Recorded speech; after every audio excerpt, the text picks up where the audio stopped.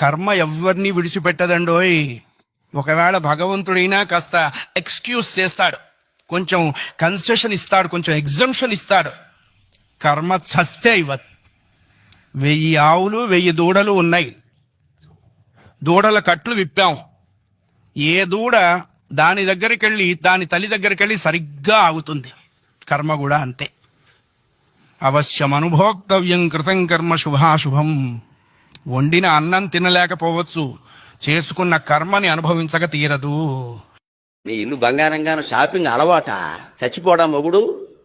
Shopping ఒక అలవాటు అండి, హాబీయా? కొన్ని గులాబ్ జామ్ తినడం హాబీ, ఏదో కాఫీ తాగడం హాబీ అంటే పర్వాలా. షాపింగ్ హాబీ ఏమిటమ్మా? అవసరం ఉంటేనే కొనాలి వస్తువు. హాబీ ఏమిటి అంటే కాలక్షేపానికి షాపింగ్కి వెళ్ళి 16 సంచులు పట్టుకొస్తారా? పెళ్లికి సంబంధించిన వీడియో ఫోటోలకే 10-15 లక్షలు అవుతున్నాయమ్మా.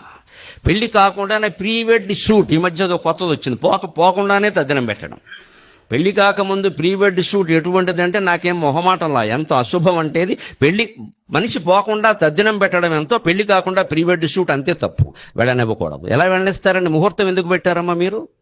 ఎవడో డైరెక్టరా? వాడు ఫోటోలు తీస్తాడా? వీళ్ళేమో అడ్డంగా నిలబడతారా మూతట్టుకుని ముక్కట్టుకునేను?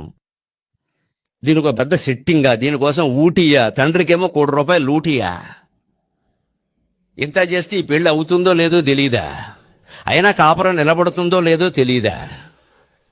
ఇటువంటి వాటికి పిల్లల్ని అనుమతించకూడదని చాలా కఠినంగా ఉండదు. ముఖ్యంగా ఆడవాళ్ళని నేను అన్న ఈ విషయంలో. మగవాళ్ళని అంట తండ్రి ఖచ్చితంగా గజేంద్రుళ్ళ నిలబడాలని, తోలు ఊడిపోతుందని చెప్పాలని. కూసుడు వింటారండి పిల్లలు, వింటారు ఖచ్చితంగా. నాలుక దంతాలను అడిగింది ఒకసారి. పాపం మీరు జంతిక ముక్కలు పెట్టినా, చెగోడీలు పెట్టినా, ఏం పెట్టినా నవిలి ముద్దకేసి నాకు పంపిస్తారు. నేను హాయిగా రుచి చూసి మింగుతూ ఉంటాను. మీరు 32 మంది ఉన్నారు, నేను ఒక్కదాన్ని ఉన్నాను. 32 మంది ఉన్నా మీరు తినకుండా 32 మంది నవిలి నాకే ఇస్తున్నారు. నేను మీకు ఏదైనా ఉపకారం చేద్దాం అనుకుంటున్నాను, ఏం చేయమంటారని అడిగింది.